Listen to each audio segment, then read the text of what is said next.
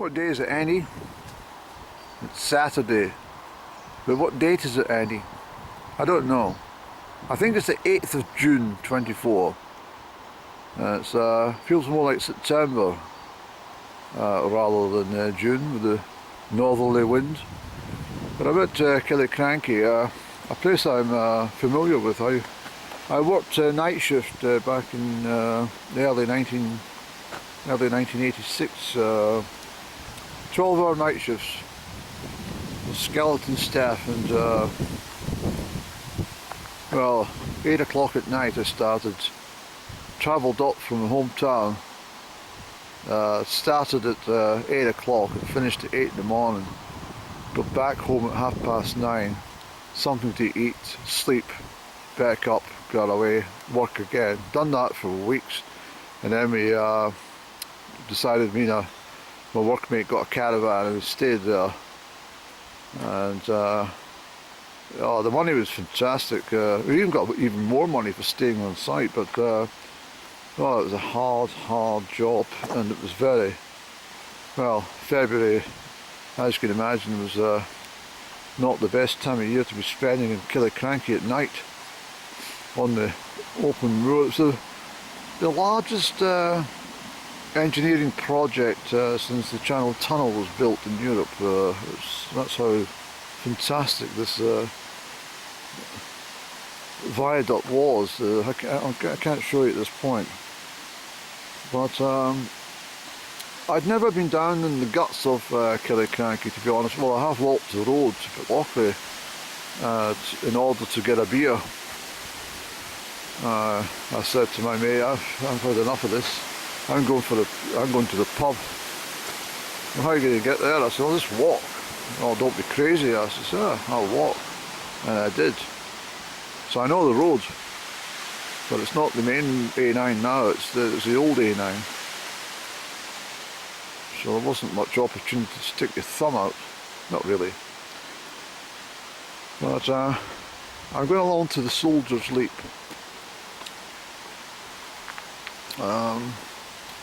Contrary to popular belief, it's not one of the Jacobites who leaped. It was actually Redcoat, fleeing for his damn life.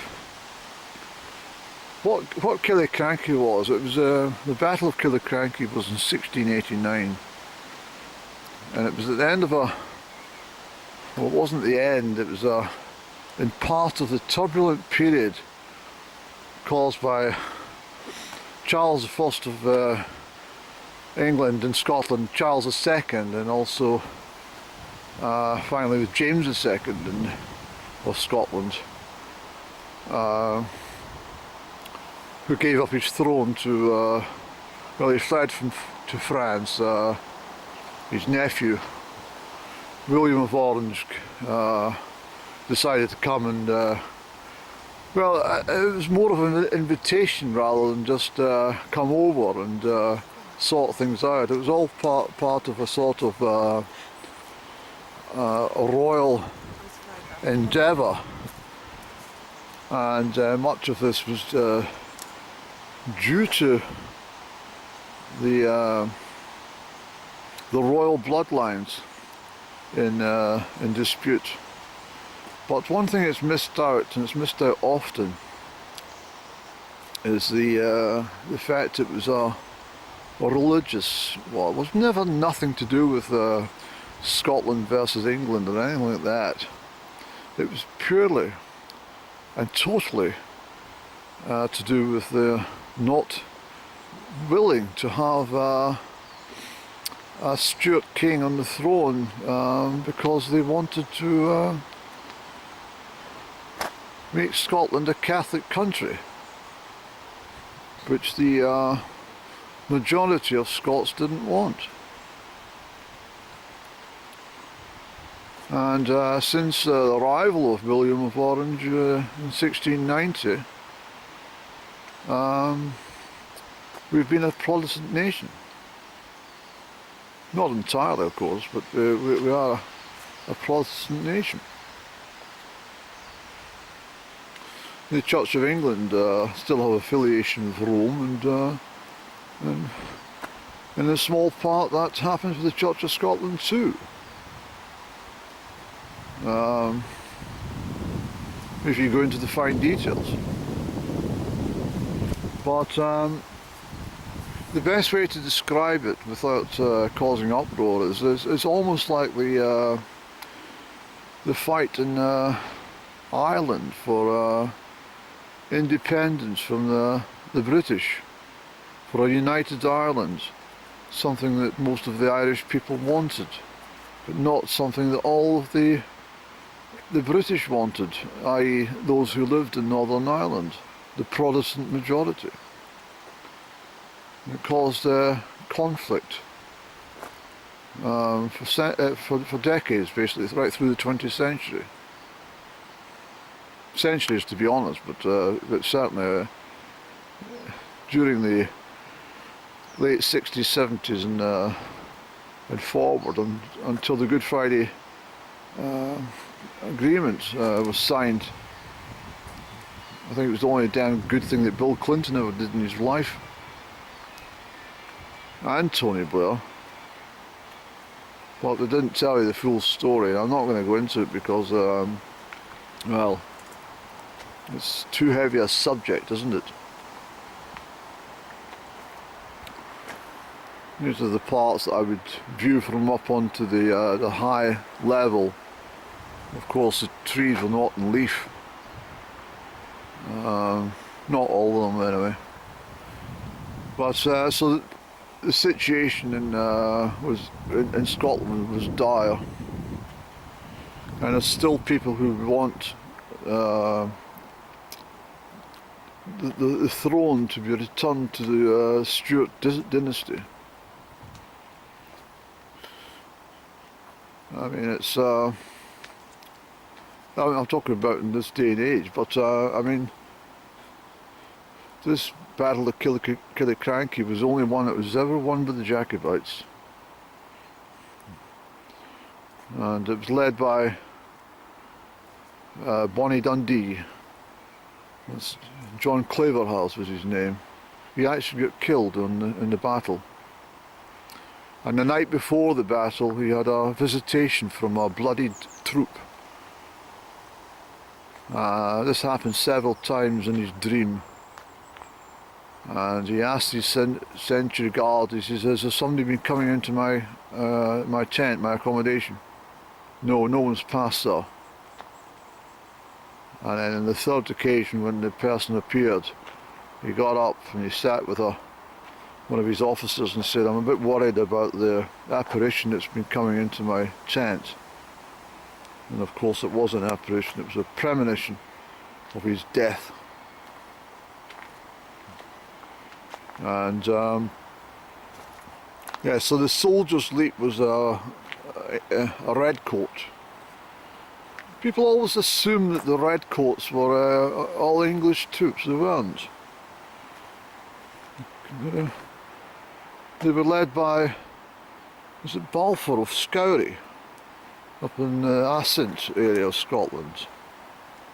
And there was Dutch soldiers and well, soldiers from everywhere, mostly Scots, not English. Many Lowland Scots. And my father's regiment, the Cameronians, were born of that era. And in the 1680s.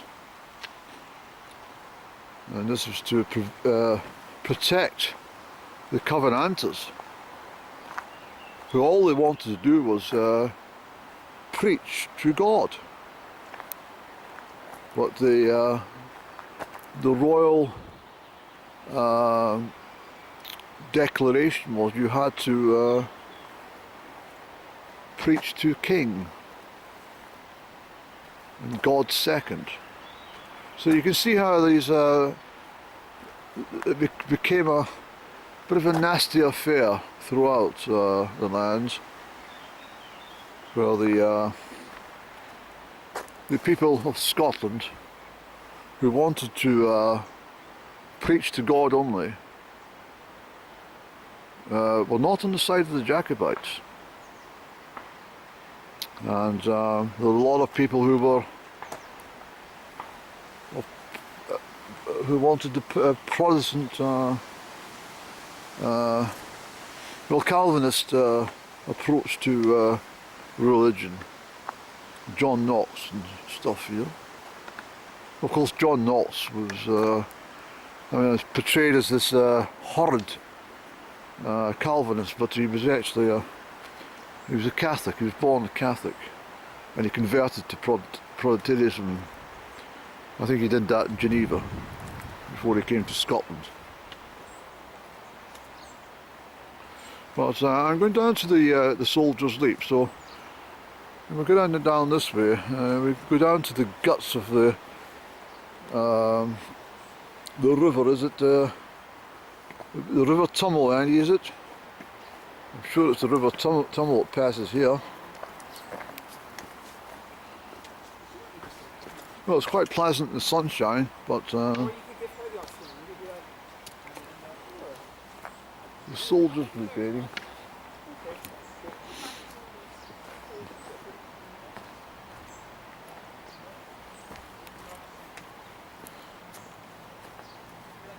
Now, as I've mentioned before, the Cameronians were the only regiment in the country who were qualified to carry loaded arms into the church themselves. No other regiment has that qualification, even to this day. Of course, the Cameronians were disbanded in 1968. And, they fought in many conflicts. And it was with the Cameronian regiment my father was injured in Holland, badly. Lucky to survive. So, we're going down to the Soldier's Leap, Eddie. No, we'll go back up again now to the Soldier's Leap. The battlefield's about a mile along from here. So you can imagine this this poor chap running for his damn life, and I didn't understand a bloody jogger there. Why on earth come all the way to National Visitor Centre to do your bloody jog? Why not just do it in your own bloody back garden? Well, not in your back garden, but you know what I mean. Here we are, so I'm starting to get familiar views of what I remember from my time at working at Killiecrankie.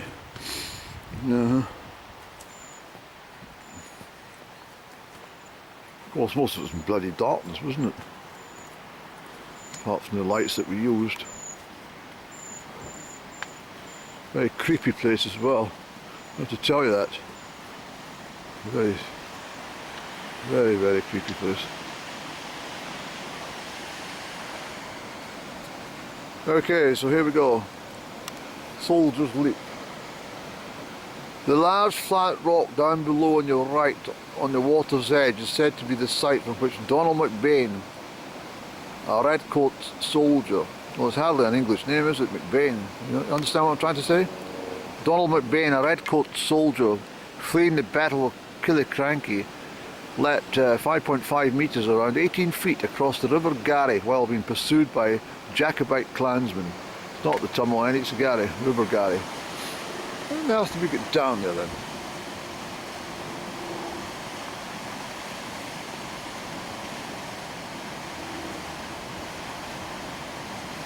That is quite a jump, Andy, is that there? Let's see if we can get down a bit nearer for this one, Andy. Well, if Mr. McBain made his way down that slope that I've just come down, I'm surprised he didn't break his bloody neck before he got down to this part. What a struggle that was, Annie. Lucky I've got my nifty shoes on. Although I dare say if I put my boots on, they would have been grand. We'll go up onto this rock, Annie. See what's what. just salted here. There they are.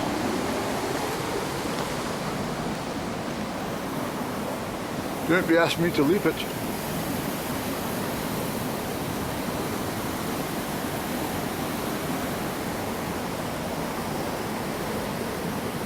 Well, apparently that's the part there, ain't it? And that's stone right across there.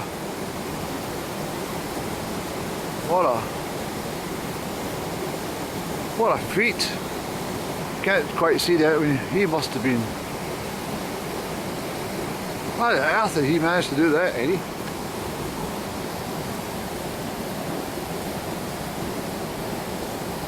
Well, he's on a downward projectile, but at the same time, I mean, he couldn't have stopped and thought about it. He must have just kept bloody running. I'm not sure. And that's his end result. Really amazing, eh?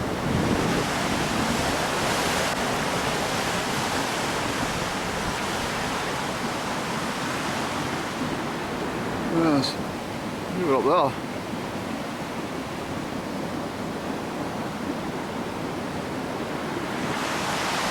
River Garry. I have to say, the National Trust, I know they want to try and keep things fairly natural around about, but I think they could do a little bit better with this particular national monument. The toilets are not very great, and not really. They're quite grubby looking, and the cafe area is seems rather dated. Not complaining too much, but even the path network and stuff. I mean, they could make this. Well, people might do what I want to do, come down and actually see it, but they might not be so nimble-footed to get through all the stuff. But, oh well.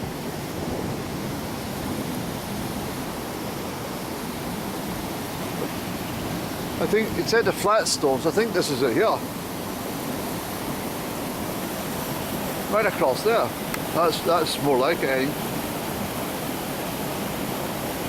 Surprised we didn't break his bloody ankles on the other side.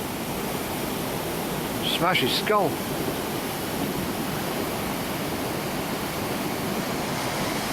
Yeah. Either way, I don't know exactly. I mean, there's no marker to say exactly what stone it is, but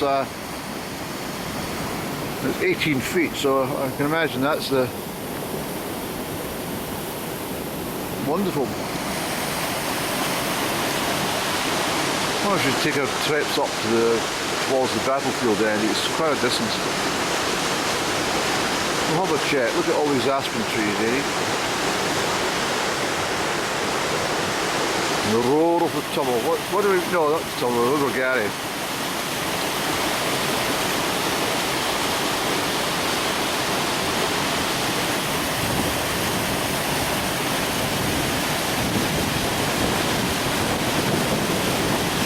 Because Loch Tunnel's over towards near Glen Lyon way, isn't it?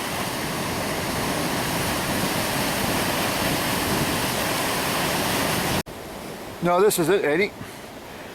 I remember it from pictures I've seen in old Scots magazines and other literature regarding the soldiers' leap here at Killiecrankie. So you imagine him coming towards that and saying, I need to get over there. What a bloody amazing thing. He obviously had guardian angels taking him across. It wasn't his time. He lived to tell the tale, ain't he? That's it there, ain't he? Across the water. 5.5 metres. Oh well. What I think we might do, got a cigarette in my hand.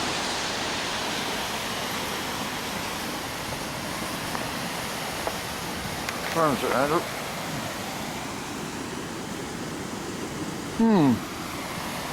Bloody well 10 to 2. Now what I think we'll do is we'll go back down the rock face and make our way along and see if we can have a peek at the battlefield. Just as well, Sir Andy. Yes. Oh well. I'm ever so pleased I came up here today. Truly.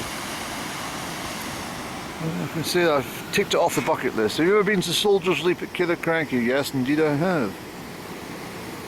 Did you try and jump it? No, I'm not a damn fool. Mind you, I would jump it if I'd been chased by a bloody, 4 Rottweilers and a couple of Rhodesian redbacks or something, with snarling teeth. An XL bully or something like that. Yes, I'd definitely jump it. Bit of a tight squeeze here between the river and, well, that's the main Perth to Inverness rail line, which I've travelled on quite often when I was young. I used to take off, and that was the time when a rail ticket cost you bloody nothing. If you decided to pay for it, that was. Most times I just sat in the carriage, and when the ticket collector came along, I just closed my eyes and he didn't bother waking me up. It was a great way to travel the country.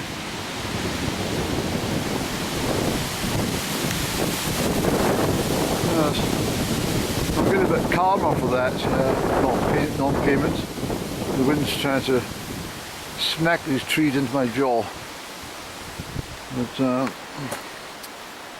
I travelled the Perth Inverness line frequently, and up to Dalwhinnie and up to Inverness to over to Crieff. I've done the Mallaig line many times. The West Highland line so often, it's just unbelievable. Of course, I worked up in that part of the world as well, so I was a frequent traveller. Yes.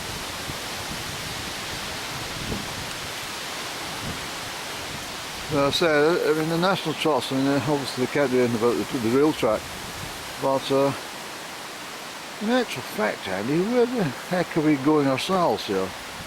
We can't stumble onto the track. This is a dead end. Oh dear. This is not the way to the battlefield, sir. Definitely not. Oh well. Why on earth have they got a path coming along here? No, there's your karma for not paying the dues on the train. I don't know. No, return then, Annie. We'll have to return.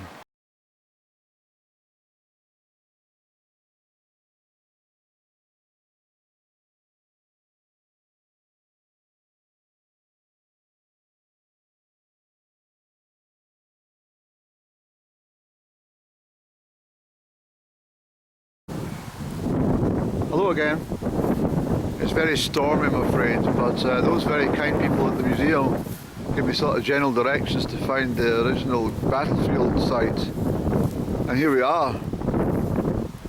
The new A9's over there, the old A9's over that way. I'm up in the middle of nowhere basically, and he told me that the battle ended here, starting at the top of the hill and coming down. And that Donald McBain, who ran from the Highlanders, from the Jacobites at least, not the Highlanders, but from the Jacobites, he must have sprinted about 2 miles before he bloody jumped over that stone I was talking about earlier. But the Battle of Killiecrankie was fought on the 27th of July 1689 on the ground known as the Plain of Urard, and we are here. It was the first battle in Jacobite risings, a religious and dynastic dispute. See, I told you there's religious connotations to it all. And dynastic dispute which finally ended in 1746 in Culloden. This is the first time I've actually heard any reference to the truth of the matter. The Jacobites, from the Latin for Jacobus or James, fought to restore the exiled Catholic king James the 7th of Scotland and 2nd of England. So the British throne in place of was then, as I said earlier on actually, was given to the Protestant William of Orange and his wife Mary. William was a nephew of James of Scotland actually. General Hugh Mackay and his government troops emerged from the pass of Killiecrankie and blah blah blah blah blah. The battle was short but expensive in human life. The dead and wounded on Mackay's side numbered 2,000 and Bonnie Dundee lost about 1,000. Apparently there were 600 Jacobites killed in the first round of fire. The Redcoats opened fire with the musket shots and slaughtered, I mean literally took down 600 men with one bullet each. So this is the site over here, and I'm very pleased that I've made the effort to come, and just a lot of times I just forget that again, or indeed say something like oh, I've lost directions, but I listened intently to the chap, and he gave me pretty thorough directions without any map or indeed any knowledge of the area, but I found it, and it's not easy to find this place, I can assure you. It really isn't. So I'm very grateful, and I might phone them and say, listen, thanks for giving me that, thank you Neil for giving me that directions, because otherwise we'd missed out on something here. And this stretch will be very boggy. And I can feel it sinking already in my feet below. Let's turn off till we get to the stone end, not waste footage, eh? There's over there. It's very boggy. And I need to keep my, oh dear, very deep bog, Andrew. We'll manage through. This is the sort of terrain these guys would have been fighting in July. There's no other way to it.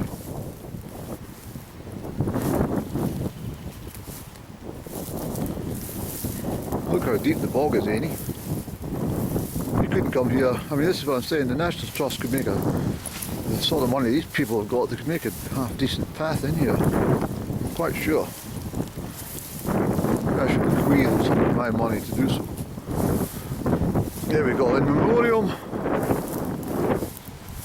the Battle of Killiecrankie, 27th of July 1689. This cairn marks the graves of the officers on both sides and honours all who that day died in their duty and became true men of valour and conscience.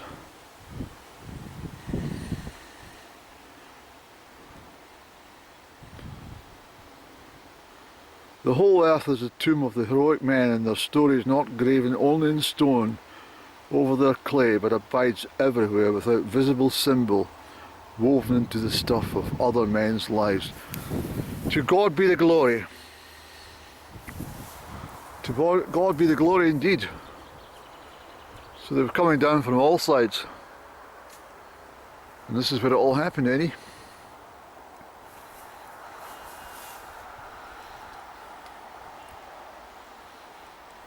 It must have been awful.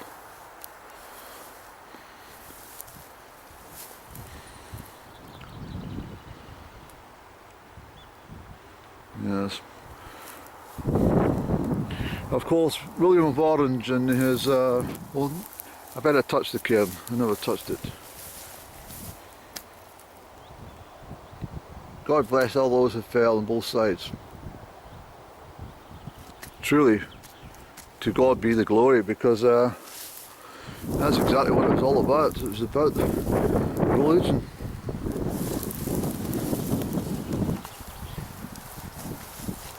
This was the problem with William of Orange though, because when he came to the throne a couple of years later, he then instructed the Highlanders to offer homage only to the king, and this is what resulted in the slaughter of the MacDonalds at Glencoe.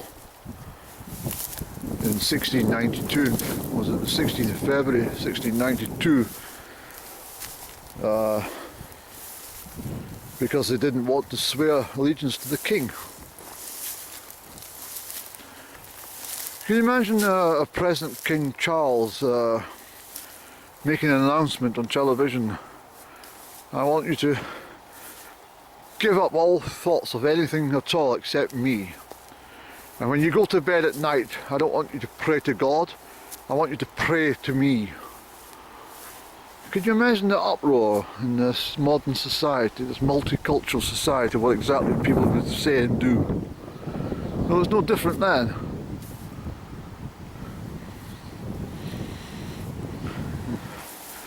So I do actually think that this pathway should be better organised and much better signposted. And I'm glad I found it. It was a miracle I got this today, actually. It's really boggy, ain't it?